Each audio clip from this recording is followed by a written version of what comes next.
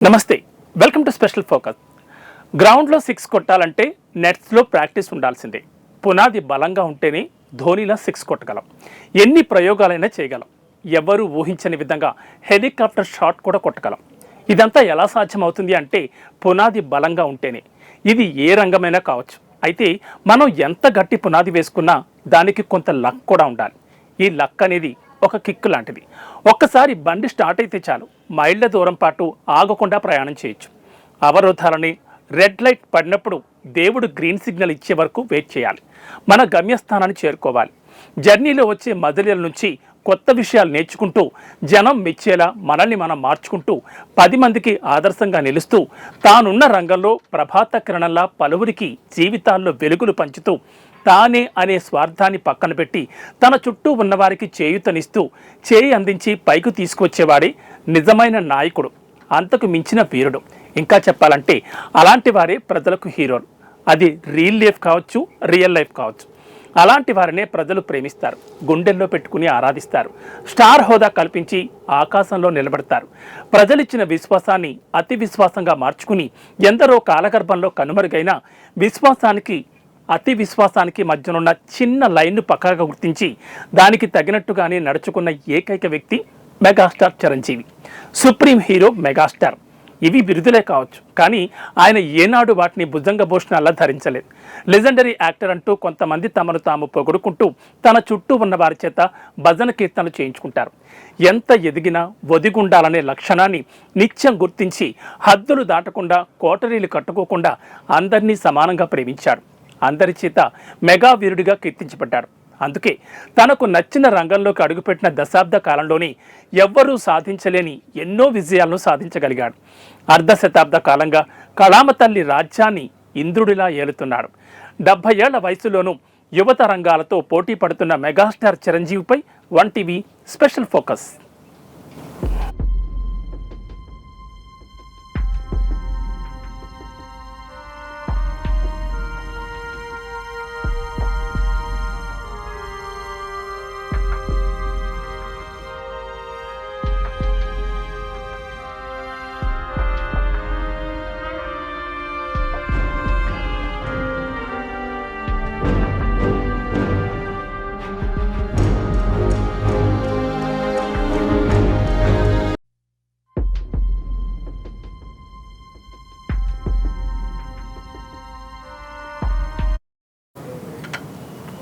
ఈ జిందగీలో ఎవరి జీవితం వాడిదే.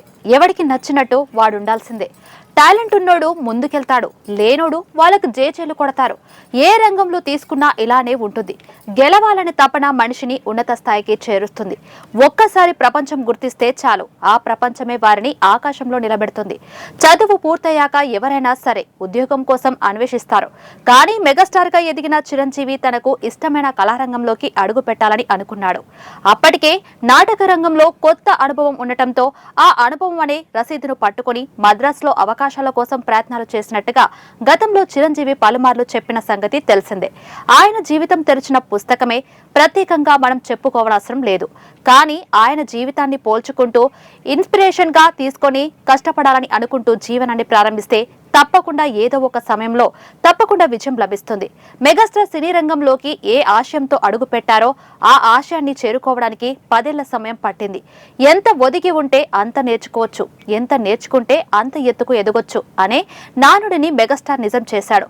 పునాది రాళ్లతో ఇండస్ట్రీలో పునాదులు వేసుకుని ప్రాణం ఖరీదుతో ప్రాణం పెట్టి నటిస్తే కాదు, నటనలో జీవిస్తే దాని ఖరీదు ఎలా ఉంటుందో మొదటి 2 సినిమాలోనే నిరూపించాడు. ఎన్టీఆర్, ఏఎన్ఆర్లు లెజెండ్లుగా కొనసాగుతున్న కాలంలో క్లాస్ మాస్ ప్రేక్షకులు ఆరాధించే కృష్ణ, శోభన్ బాబు, కృష్ణంరాజు వంటి నటులు ఇండస్ట్రీని ఏలుతున్న రోజుల్లో వారి సినిమాలో చిన్న అవకాశం వచ్చినా చాలు అనుకునే నటులున్న కాలంలో తనకు వచ్చిన అవకాశాలను చిన్నవా పెద్దవా, క్యారెక్టర్ ఆర్టిస్టా లేక విలన్ రోలా అన్నవి చూసుకోకుండా వచ్చిన అవకాశాన్ని విడుచుకోకుండా ప్రాణం పెట్టి తన పాత్రను పోషించి సినిమాకే పాత్ర హైలైట్ అయ్యేలా చేసుకున్న ఏకైక స్టార్ మెగాస్టార్. ఇండస్ట్రీలు గట్టిగా పునాది వేసుకున్న చిరంజీవికి మంచి పేరు తెచ్చిపెట్టిన సినిమా ఇంట్లో రామయ్య, వీధిలో కృష్ణయ్య సినిమా. ఒకవైపు నటనతో పాటు తన గ్రేస్ డాన్స్ తో ఆకట్టుకున్నాడు. ఆ తర్వాత 1983లో వచ్చిన ఖైదీ సినిమా తడలోని మరో కోణాన్ని వెలికి తీసింది. అదే చిరంజీవి ఇమేజ్ ను మరింత పెంచింది. మాస్ హీరోగా ఇంట్రడ్యూస్ చేసింది. అక్కడి నుంచి చిరంజీవి వెనక్కి తిరిగి చూసుకోలేదు. ఆ సినిమానే చిరంజీవికి ఎందుకు అంత ఫేమ్ అయింది? చిరంజీవికి మలుపు తిప్పిన చిత్రంగా ఎందుకు చెబుతున్నారు అంటే దానికి ఓ కారణం ఉంది.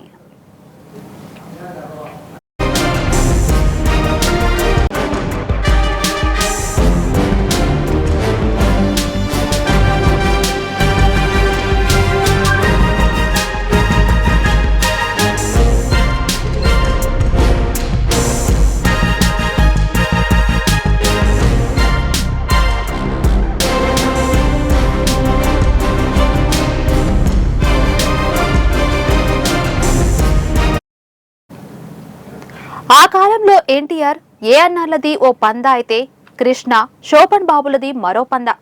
కృష్ణ డాషింగ్ హీరోగా పేరుంది. శోభన్ బాబుకు అందగాడిగా మంచి పేరుంది. ఇద్దరు క్లాస్ తో పాటు మాస్ ప్రేక్షకులను ఆకట్టుకుంటూ నటిస్తున్నారు. వరుస హిట్స్ తో దూసుకుపోతున్నారు. వీరి సినిమా రిలీజ్ అంటే ప్రేక్షకులకు పండగే.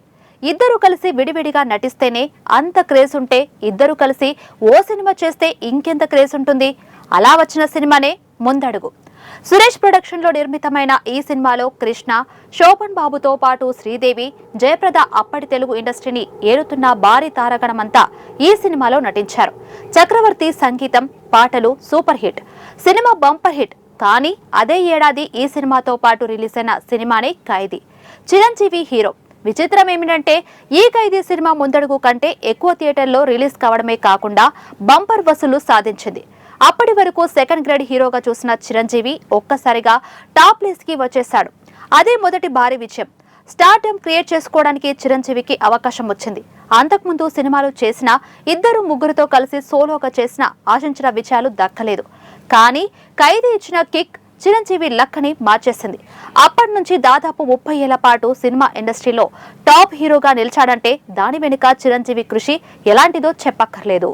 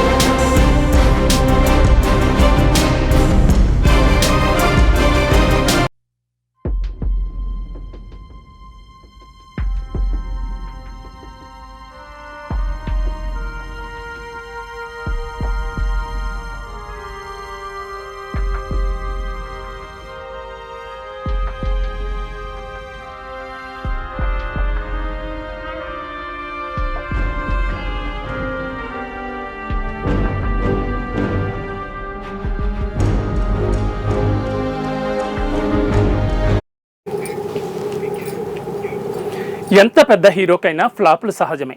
ఫ్లాప్ వచ్చినప్పుడు కుంగిపోకుండా వాటి నుంచి ఏం నేర్చుకోవాలో నేర్చుకుని అటువంటి తప్పులు మరోసారి దొరలకుండా చూసుకుంటూ స్టార్డమ్ నిలబెట్టుకుంటూ మారుతున్న కాలానికి అనుగుణంగా తనను తాను మార్చుకుంటూ పాప్ యుగంలో ఉన్నప్పుడు కళ్ళు చెదిరే స్టెప్పులు, దానికి తగ్గట్టుగా బాడీని చేంజ్ చేసుకుని గ్రే స్టెప్పులతో ఆ తరం కుర్రకారును ఉర్రూతలొగించారు మెగాస్టార్.